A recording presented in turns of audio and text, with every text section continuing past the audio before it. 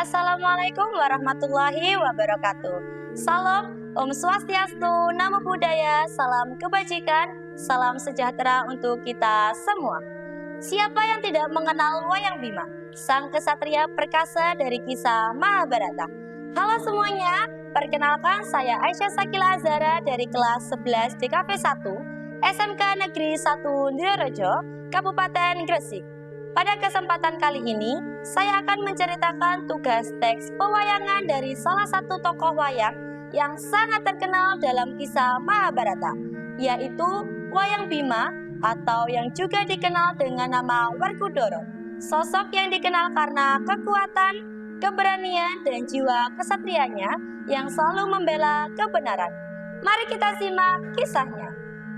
Bima atau Werkudara adalah seorang tokoh protagonis dalam wiracarita Mahabharata. Ia merupakan putra Kunti dan dikenal sebagai tokoh Pandawa yang kuat, selalu bersifat kasar dan menakutkan bagi musuh.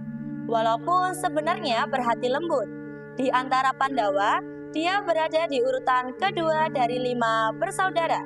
Saudara seayahnya ialah Hanoman, Wanara terkenal dalam epos Ramayana.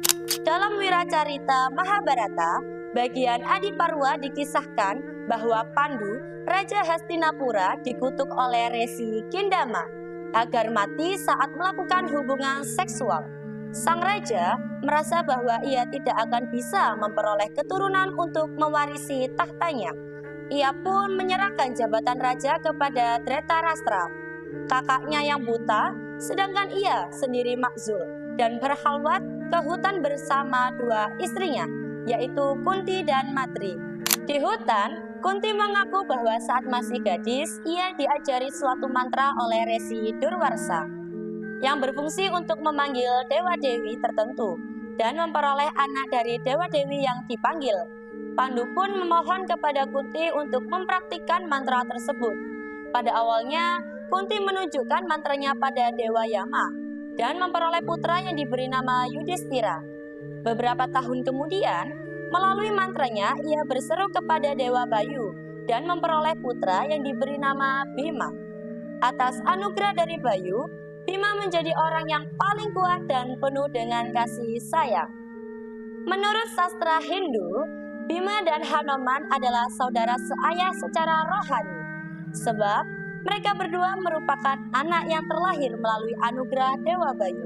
Ia memuja Bayu dan mengagumi saudaranya, Hanoman. Pada saat masa muda, bersama para pangeran dinasti Kuru lainnya, Bima belajar ilmu agama, sains, tata negara, dan bela diri di bawah bimbingan para sesepuh dan guru keraton, Krapa, dan Drona. Ia dan Duryodhana menguasai ilmu menggunakan senjata gada dan berlatih di bawah bimbingan Baladewa. Keunggulan Bima, sebagaimana yang diceritakan dalam wiracarita Mahabharata, ialah kekuatannya yang hebat. Saat murka, ia menjadi terlampau kuat, bahkan sulit bagi Indra untuk menaklukkannya. Pada masa kanak-kanak, kekuatan Bima tidak ada tandingannya. Di antara anak-anak sebayanya, kekuatan tersebut sering dipakai untuk menjahili para sepupunya, yaitu Korawa. Duryodhana sangat benci dengan sikap Bima yang selalu jahil. Kebencian tersebut berkembang menjadi niat untuk membunuh Bima. Pada suatu hari ketika para Korawa serta Pandawa pergi bertamasya di daerah sungai Gangga, Duryodhana menyuguhkan makanan dan minuman kepada Bima yang sebelumnya telah dicampuri dengan racun. Karena Bima tidak curiga, ia menyantap makanan tersebut. Makanan tersebut membuat Bima jatuh pingsan, lalu tubuhnya diikat kuat-kuat oleh Duryodhana dengan menggunakan tanaman menjalar. Setelah itu, dihanyutkan ke sungai Gangga dengan rakit. Saat rakitnya membawa Bima sampai di tengah sungai, ular-ular yang hidup di sekitar sungai tersebut mematuk badan Bima. Secara ajaib, bisa ular tersebut berubah menjadi penangkai bagi racun yang dimakan Bima. Ketika sadar, Bima langsung melepaskan ikatan tanaman menjalar yang melilit di tubuhnya. Lalu ia membunuh ular-ular yang menggigit badannya. Beberapa ular menyelamatkan diri untuk menemui rajanya, yaitu Wasuki. Saat Wasuki mendengar kabar bahwa putra Pandu yang bernama Bima telah membunuh anak buahnya, ia segera menyambut Bima dan memberinya minuman yang semangkuknya memiliki kekuatan setara dengan 10 gajah. Bima meminumnya 7 mangkuk sehingga tubuhnya menjadi sangat kuat, setara dengan 70 gajah.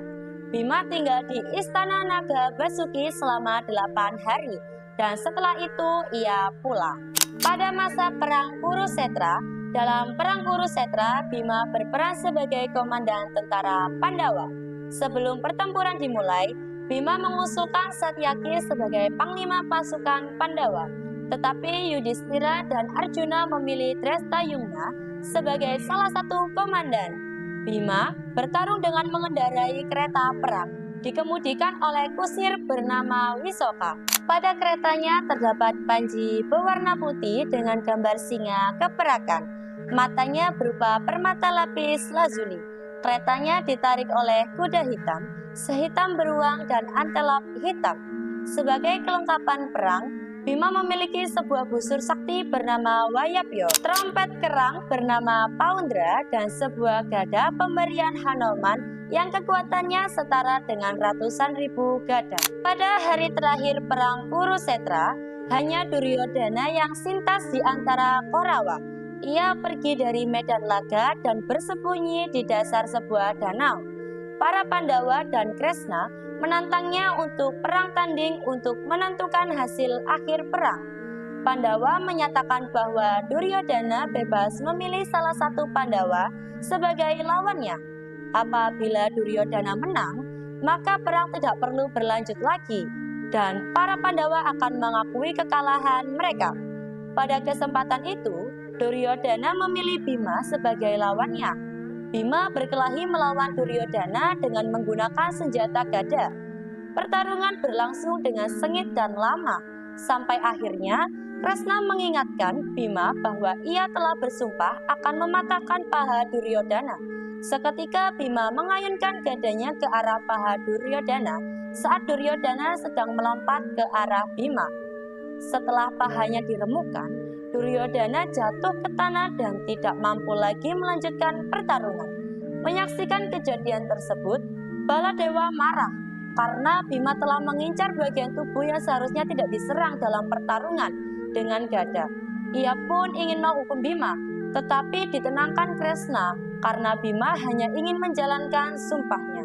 Demikianlah cerita singkat tokoh Wayang Bima, salah satu tokoh utama dalam kisah Mahabharata yang dikenal sebagai sosok pemberani, kuat, jujur, dan pantang menyerah. Dari kisah Wayang Bima, kita dapat mengambil pelajaran bahwa kekuatan sejati bukan hanya berasal dari fisik, tetapi juga dari keberanian, kejujuran, dan keteguhan dalam membela kebenaran. Sekian penyampaian dari saya. Mohon maaf apabila terdapat kesalahan dalam penyampaian maupun isi materi. Terima kasih atas perhatiannya. Wassalamualaikum warahmatullahi wabarakatuh.